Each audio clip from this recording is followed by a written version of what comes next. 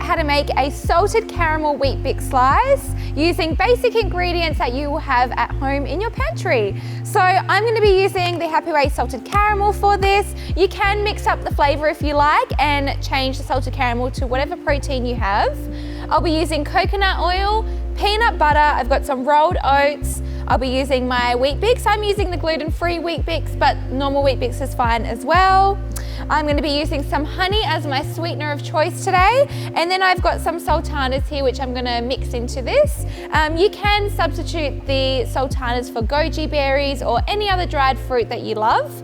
Now, to make this recipe, what we're going to do is first we're going to melt the coconut oil, the peanut butter, and the honey together in a saucepan until it's nice and liquidy and mixed together. And then we're going to add in all the other ingredients into a bowl. We're going to break up our Weetbix until it's really crumbly. And then we're going to pour our melted mixture on top of that, mix it together, and then we're going to press it into our lined baking tray.